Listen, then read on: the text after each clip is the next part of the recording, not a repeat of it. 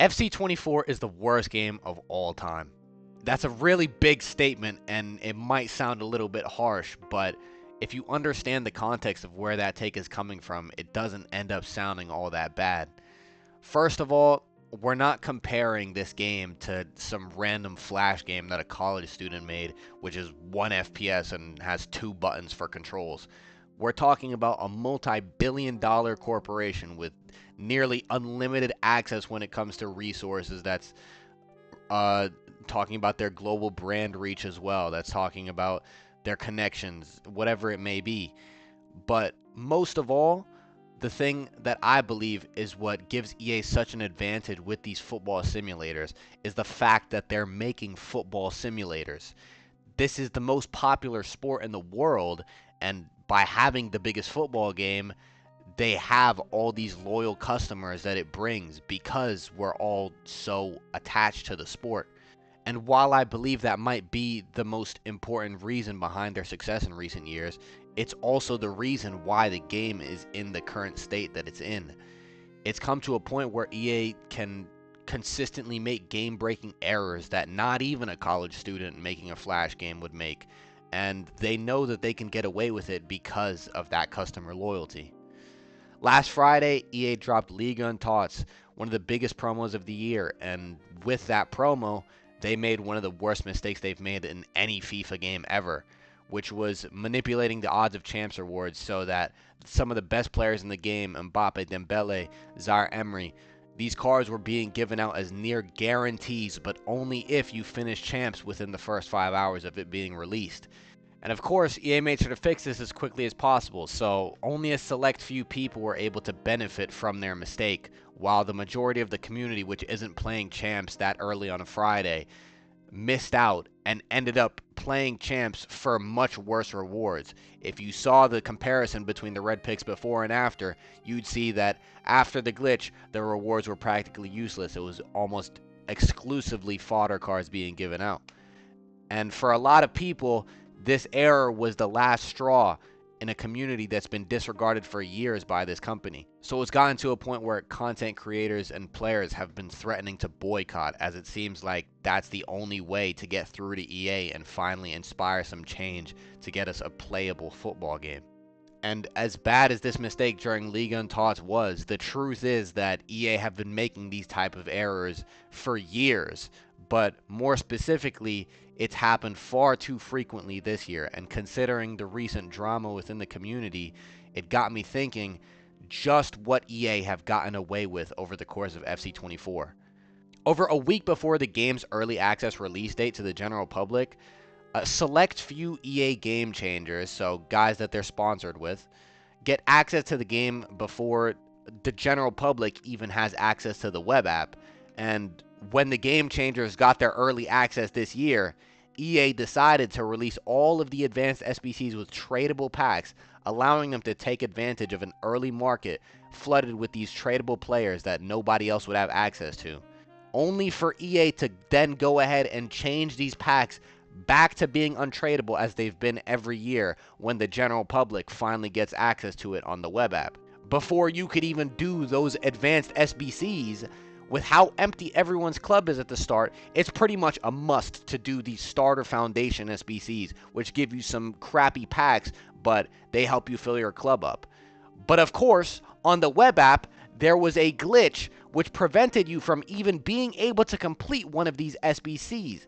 EA's fix, they removed the SBC.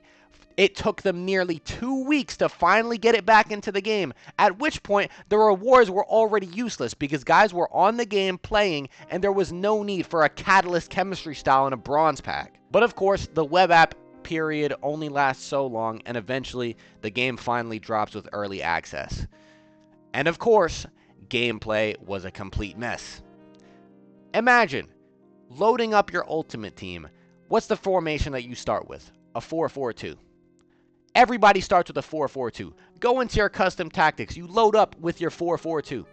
Your entire team has decided to play on the left flank of the pitch. Again, imagine this is the basic formation of FC24, FIFA, whatever it is. 4-4-2 is the go-to. and they have somehow managed to ruin the most basic formation in the game from day one. One of the most significant changes with the release of FC24 is one of the biggest changes since the introduction of Ultimate Team to FIFA, and that's the introduction of women into Ultimate Team. But of course, they somehow managed to mess up being able to play with women in your team. At the start of the year, if you tried to use 89 rated Ada Hegerberg, she would quite literally just run away from the ball anytime you tried to dribble with her. No explanation for this, and instead of fixing the glitch, EA's first solution was to tell guys to just not use her. Imagine, this woman ends up getting abuse in her DMs over something she can't control, a FIFA card that she cannot control, and EA's solution is to just not use her card. They just made it so the card is in the game, but you cannot enter games with her. And this was something that ended up happening multiple times over the course of the year. It happened with a Tevez manager card, Inform Griezmann card, an error that continues to happen. It's these simple errors that just seem to be recurring over the course of the year. Basic errors with no explanation as to how they happen, or no sign of them learning from their mistakes and being able to fix them. In those first few weeks of the gameplay was genuinely so bad that you could not put a challenge in or around the box, regardless of how you tackle, regardless of how many defenders you have ahead of the player. You would get a red card no matter what if you made a challenge in that area of the pitch. You could be 3-0 up in a game and have it all thrown away in a second because the ref decides to give you a red card, possibly for a challenge you didn't even press tackle on. Did I just get a penalty on a completely different play? When I say the refs at the start of this game were so unbelievably broken, you could literally just score offside goals. Keep in mind, this is a video game where the referees are completely automated. They shouldn't be getting decisions like this wrong, and yet you could pass to an offside player and score. Alright, you just lost the game because you got a red card for no reason and your opponent scored an offside goal. On to the next. What happens there? Your opponent's players can become invisible. If you're lucky, maybe it's just their keeper and okay, you can't see where they're doing their keeper movement. But if you're not lucky, their outfielders become invisible and they're able to defend against you with no marker above their head. There's no way to get past them because you won't see them coming until they already have the ball. For me, the best part about these EA glitches is that most of the time there's genuinely no explanation as to how they could possibly happen. Back in October, if you load into a Volta 3v3, completely different game mode, then you switched over to Ultimate Team, jumped in a Squad Battles game, somehow your Squad Battles game is now a 3v3. Multi-billion-dollar corporation, and they couldn't even make a game where your settings can save. How is that possible? You restart your game and all your settings reset every single time without fail. Then there's a stadium in the game where your camera just infinitely zooms out outside of the stadium if you're in the final third of either side of the pitch. Once again, no explanation, and this is something that has been in the game since last year. There's too many absurd glitches in the game that have been there since the start of the year. For example, there's DC glitches that still happen today. There's one where you can score more goals against your opponent. You can win the game, but if you spam X too hard at the end to get out of the game, you will get DC'd and you will get the loss. At the end of the day, though, I think the most unfortunate part about these gameplay issues is that quite literally no one is safe. We are seeing this dumpster fire of a game be considered an esport where you can win the E-Premier League because your opponent's defenders run into each other, block your goalkeeper after he makes a save, and let your opponent score an open rebound. For something like that, you could really push it and just say that it's bad gameplay at that time, and you'd let EA off the hook. But when there's these game-breaking glitches happening in competitive scenes, like the invisible player glitch, like your own teammate coming and stealing the ball from your own free kick, it becomes really difficult to comprehend how this game could ever pass as an esport. But it's a lot easier to comprehend when you consider that EA just don't care about their competitive scene. I can guarantee you that they'll try to act like they are when they're putting in-game rewards and objectives to make you go watch the stream and get the numbers up, or when they're dedicating a whole promo to creating these cards that upgrade based on pro performance. But you really see how much they care when in that promo, they're releasing a Diogo Jota card that's supposed to be attached to a pro, and they just don't give him a pro. Then we've got the introduction of crossplay. This happened last year, and console players finally got the lovely experience of being able to play against PC players. And the truth is, this just showed us just how bad their anti-cheat is. PC hacking is genuinely so bad, especially this year, that not only can your opponent freeze your game, control your players, make their own team invisible, they can literally just close your game for you. Not even DC you, they can just close your app. This guy just glitched me off the game. He froze my screen and he glitched me off the game. Hackers are out there getting rank 1s every week. They're getting top 100s in squad battles. Whatever it may be that they do, they don't suffer any consequences. And on the rare occasion that they do, what's stopping them from just making another account and going again? Another big change to this new era of the game, EA added playstyles and playstyle pluses to give players unique advantages over each other. And somehow, in doing this, EA added touchdowns to my glorious sport. EA managed to add touchdowns with the Trickster Plus glitch, where guys could glitch one of the skills animations into making it so that it locks onto their foot, into their hand, whatever, and then they could just walk the ball into the net. No way to defend it if your opponent gets this animation. After a few days of this glitch existing and guys abusing it during Weekend League, the game's most competitive mode, EA decided to remove the playstyle completely, leaving cards like Ronaldinho and Neymar with no playstyle. They ended up taking days to just acknowledge this glitch, let alone ending up with a solution. Playstyles in general, I would say, have been one of the most damaging additions to the game, creating these insanely mind-numbing metas like knockdown into aerial plus with whipped plus cross. But that's a whole different rant that can go into what exactly playstyle pluses have done to the gameplay, to the meta. But you don't even have to touch upon that to start talking about the mistakes that EA have made with the introduction of them to the game. Back during the Thunderstruck promo, EA released a Johan Cruyff with the wrong playstyle plus. They were supposed to give him Power Shot Plus, and they gave him Tiki Taka Plus. And the issue is, they released these tradable Cruyffs with the wrong playstyle plus onto the market. Guys buy this tradable Cruyff. It's an error. EA have to compensate them.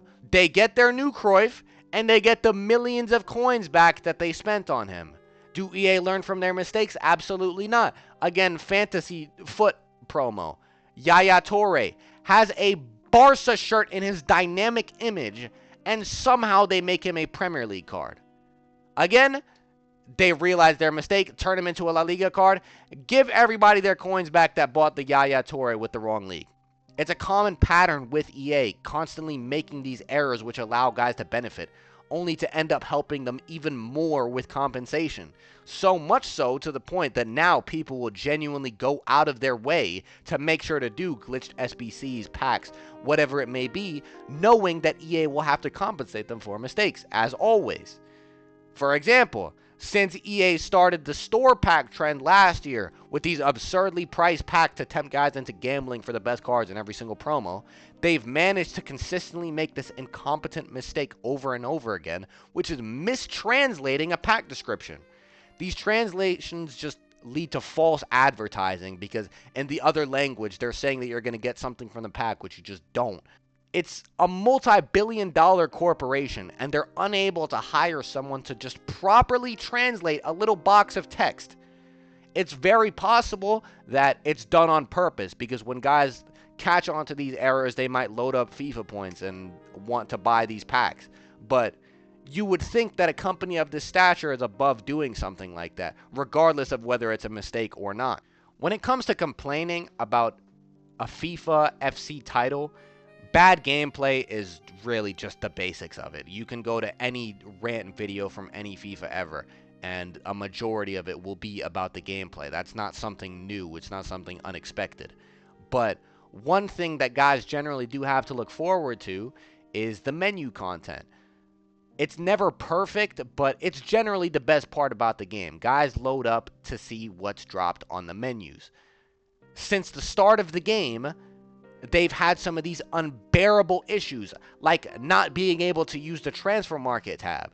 If you even just do one search on the transfer market, your game can completely lock and freeze. And the only way to fix it is by restarting your game every single time. If you want to use the transfer market, you have to go to your squad tab just to be able to do that. Otherwise, you're just subjecting yourself to having to restart your game every 5 minutes. The menu glitches aren't even exclusive to console. For example, if you've ever tried doing an SBC on Companion app this year, you'd know that sometimes they genuinely just hide your own players from you.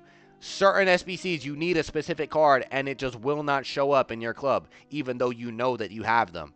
Then, if you do an SBC for too long, if you do too much on the app will just reset.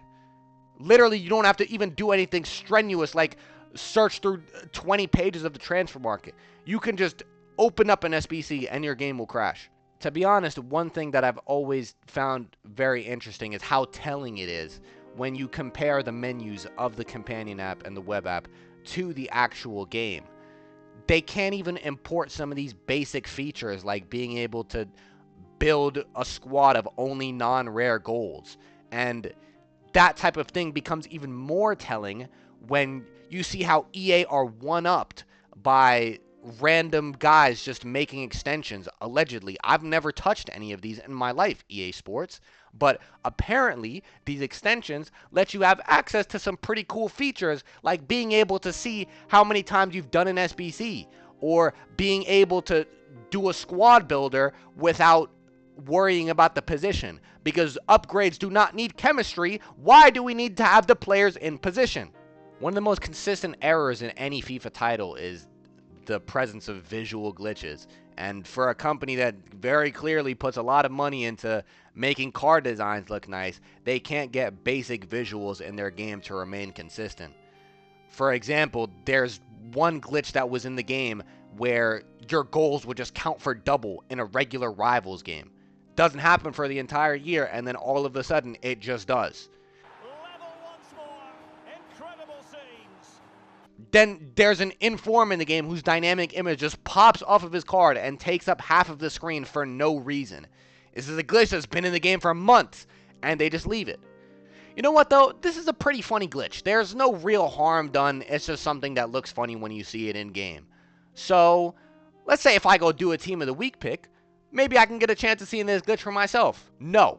Not if you do it during this 1 week of the game where EA just decided to give us gold rare cards in a Team of the Week pick. Keep in mind, this SBC takes 84s and 85s, and these guys somehow managed to mess up an SBC they were doing for half the year already by just slapping gold cards instead of Team of the Weeks. Then, for no apparent reason, as always, EA decide to shoot themselves in the foot. They decide to leak their own promos the day before they come out in drafts, in concept squads, like with Road to the Knockout. Or they can just do like they've done recently and not even hide it. They'll just put the best cards for Team of the Season on the menus as red informs. Obviously, leaks are part of the game with the new Twitter era anyway, but it shows how incompetent these guys really are when they're just leaking parts of their game by themselves. Recently, these guys added some visual glitch to player picks that have been part of the game for how many years now. They just decided to remove the indicator that shows you what player you are picking. It's still in the game to this day. It's been a massive annoyance for weeks now. You have to triple check the player that you're on just to make sure you're selecting the right one. And again, incompetence. These guys somehow released a FIFA 21 squad with FIFA 22 card designs into FC 24 squad battles. A few weeks ago, if you finished your champs on the first day, they just did not give you a campaign pick or pack as you were promised because they just decided to change the pack rewards in the middle of Weekend League for no reason. As always, a few days later, you finally get your compensation. But alongside this compensation, you get a visual glitch, which is once again still in the game. It shows that you have a pack in the store at all times, regardless.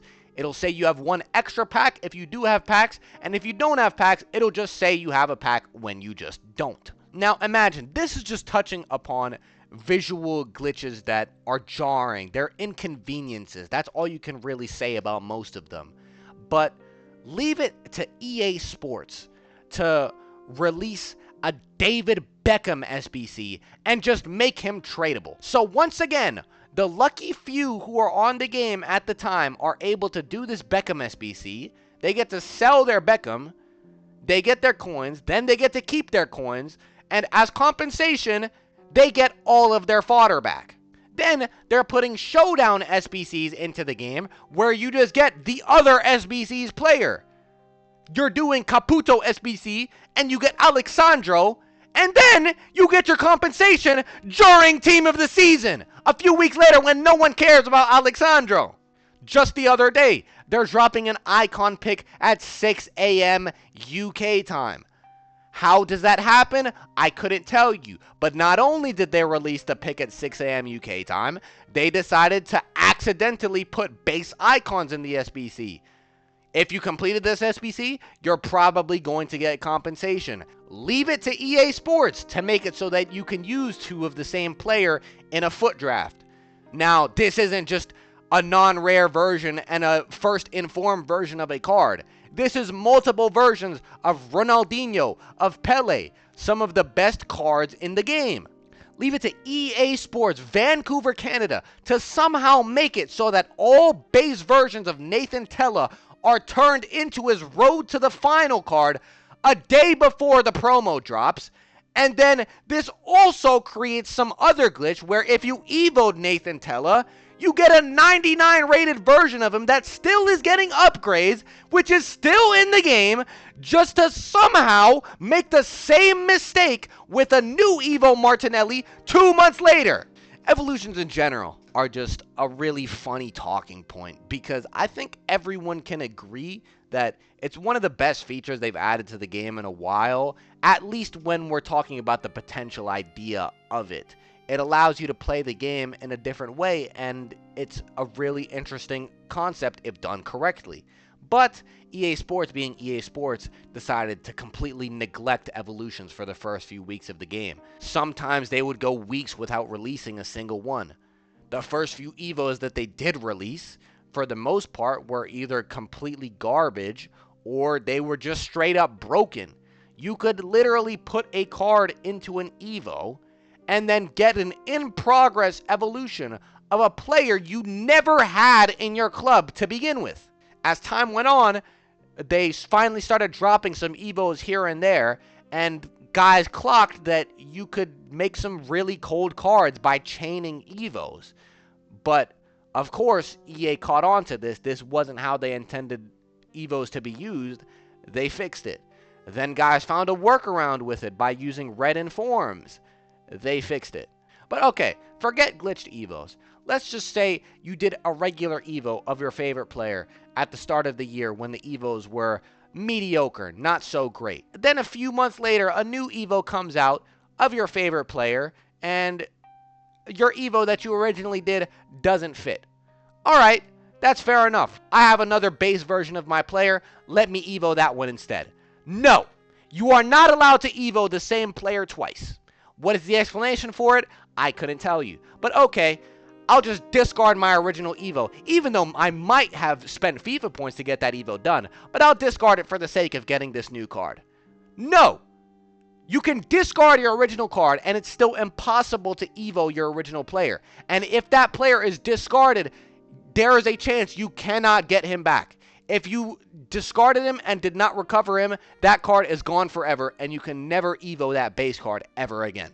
When you play any title in this series, but especially this one, FC24, you'd be lucky to experience maybe 1 or 2 new glitches per promo.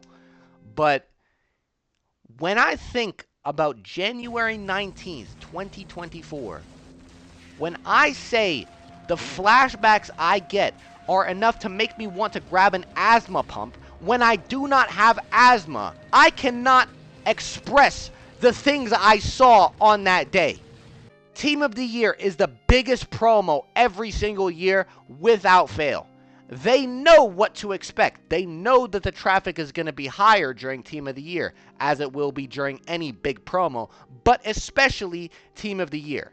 Usually, the menus are a complete disgrace. They're so unbearably slow, and it just takes a lot of time to be able to get through everything. But this year, any and every single thing about this game completely ceased to have any form of functionality. You load up the menus. You either see 64-year-old Carlo Ancelotti doing a backflip in the middle of a stadium, or Sam Kerr training at some random park while her face rips off. If you finally get into Ultimate Team, Haaland is just doing bicycle kicks in the background of your menus, or Heung-min Son is doing finesse shots from the halfway line. When you try to open a pack, your game just starts moving in slow motion. Keep in mind, this is a next generation game, and your game just moves in slow motion at one of the most basic functions in the game. Now, it's important that I say that, the most basic functions in the game. If you tried to load into a game, I cannot express the things you would have seen. You would have had goalposts just bugging out and having seizures. Sam Kerr doing a backflip animation in the middle of your pitch for no reason. Balls just moving in slow motion, phasing through players. Players' heads ripping off of their body and spinning around only for them to make contact with each other and start T-posing. You're in a penalty shootout. Sam Kerr will literally just spawn and take your penalty for you. Worst of all, EA have decided that you can no longer afford the electricity bill at your stadium. So they shut off all the lights and let some skinwalker Haaland take a bicycle kick in between all of your players. Every year they know that the servers will get more traffic during big promos, and yet they can't even prevent glitches during Bundesliga Team of the Season. That is Bundesliga Team of the Season, not Premier League Team of the Season, not Ultimate Team of the Season, Bundesliga Team of the Season. There were constant glitches, servers were completely unplayable, and you could get into a game, win that game, get DC'd, and get both the win and the loss. So in this game, I'm 2-2. But now I'm 3-3. But back to that first day of Team of the Year, as horrible as it was, the fact that by the end of Team of the Year, nobody cared about it anymore. EA had somehow managed to mess up that promo so badly that one of the most unplayable experiences on any game possible just ended up being forgotten within the span of a few days. For starters, the promo was just not good. The pack weight of Team of the Year was arguably the lowest ever, despite the fact that the introduction of women makes it so that there's double the amount of Team of the Years, and it was pretty much impossible to pack one unless you resorted to a store pack. Store packs were the most consistent way to pack a Team of the Year, but even then, it was not guaranteed. This wasn't as much of an issue if you took part in the unlimited pack glitch. If you made a new account just a few days before Team of the Year, you were able to take part not only in an unlimited pack glitch, but also an unlimited coin glitch by taking advantage of a bug where you could complete objectives and claim them, then back out without claiming all of the objectives. You go back in, the objectives remain unclaimed, and you could continuously claim these infinitely for as long as the bug was there. The craziest part about this glitch is that they weren't giving away some 25k packs, 2 rare gold players packs. They were giving 83 times 10s, 85 plus player picks, 84 times 5s, ultimate packs, rare mega packs. These are the best packs in the game at the time, and all of this is multiplied by thousands. I've never been a person that has seen the fun in saving packs until a team of the year. But the truth is there's guys in this community that do. Guys save their packs from the first day of the game being released, and they don't open it until team of the year. And they end up saving thousands of packs. With this glitch, you could overtake those guys within 24 hours. Not only in the amount of packs, but the quality of packs. It was just incredibly clear. And on top of all of this, there was also the unlimited coins, which they ended up wiping.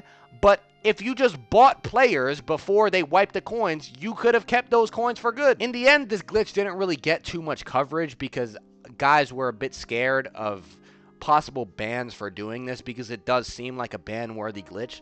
But in the end, it took EA about 2 days to patch this glitch. Remember, there's glitches that have been in the game since the first day. But this glitch, which if it got any more time and exposure than it did, this could have cost them millions had anybody gotten access to it and grinded unlimited packs instead of loading up FIFA points for the biggest promo of the year. In only 2 days, the glitch got swept under the rug, never mentioned publicly by EA. Guys got to keep their packs, never got banned, and we just moved on. One of the most outrageous bugs that I've ever seen in any game, especially one like this that's riddled with microtransactions, and somehow they got outdone within the same week. 24 minutes. It took 24 minutes for EA to put an end to this glitch where guys were given a near guaranteed chance at a 10 million coin Team of the Year Messi. If you were lucky enough to get this SBC done within the 24-minute window that it was there, most likely you got Messi. Not everyone did, but most did. It has been 8 months, and you still cannot use the transfer market tab in the menus, but it only took 24 minutes for them to put an end to a glitch that gave a large portion of the community a chance to use this insane card for the rest of the year. We all know that it's a large portion because anybody who has played this game after January 30th has come up against a Team of the Year Messi. But EA have the audacity to give us this skewed statistic of 0.7% of the player base receiving the card, when the truth is they're counting inactive accounts, casuals who don't even touch this game every weekend, or guys from regions that are in time zones where they never would have even been on the game to take advantage of this SBC. This was the first time this year that there was a real collective outrage amongst the community. There were players demanding that they got compensation for not being able to do the SBC, or that anybody who did the SBC and got Messi should have the card removed from their account. But the players who got Messi got to enjoy him for the entirety of the year, and the SBC never came back. So if you didn't get to do it, regardless of if you were getting Messi or not, you never got a chance at one of the Team of the Years from that pick. Eventually, the fires went out and everyone moved on, and you would think that's a bullet dodge for EA considering the outrage and the severity of that incident. And when you dodge a bullet, you know, typically a regular person, they get away from the gun. They run away, they hide, they do whatever. They get away from the gun. But not my good friends at EA Sports Vancouver, Canada. These are not your regular guys. They saw that they got lucky by dodging this bullet, and they decided to come back and ask for the gun to be pointed directly at their head. Here we are again. League Untots. A direct repeat of the Messi incident, giving those who were lucky enough to get their champs done in time arguably the best player on the game, at the same odds as some random 80 rated gold player. Which brings us to the modern day. We're now in a position where hashtag boycott EA is actually trending, because these consistent issues over the course of the year have become too straining for the community. The sad reality is that this company is genuine scum, and as long as we continue to buy these games every year, nothing will change because there's no reason for EA to do that. EA walk all over us because they can, and it doesn't really cost them anything. What other player base would let the developers do something comparable to releasing an objective at the start of the game where you have to win 20 games in Elite Div Rivals for a pack that gives you one singular rare gold player? They just removed milestone packs from Rivals and replaced them with TIFOs. By the time most guys have had enough, they'll already have dumped a bunch of money and time into this piece of trash every single year. And then you'll see people submit their teams into SBCs at the end of every year as a protest in May. But why would EA do anything but laugh at something like that? The point of this video is just to put into perspective just how much we let this embarrassing company get away with in the span of a few months every year. And the truth is, with every passing year, it only gets worse. I'm not in any position to be leading a revolution against EA, but I feel like it's important for anyone to realize what exactly they do because we let them. They've got a chokehold on this community that loves a sport, and this is as good as it gets when it comes to football games.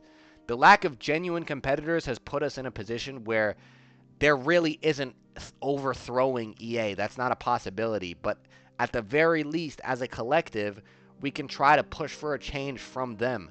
If not, at the very least, some form of transparency in what they're actually doing out there. I can comfortably say now, looking back at this, that this is the worst game I have ever played. But the best outcome out of all of this would be that statement remaining true. Regardless of what that first step is for you individually, something has to change. And whether that's not buying FC 25 at all, or just buying $50 of FIFA points instead of $100 in a week, something does have to change. Otherwise, we're just going to be in this exact same spot next year for FC 25.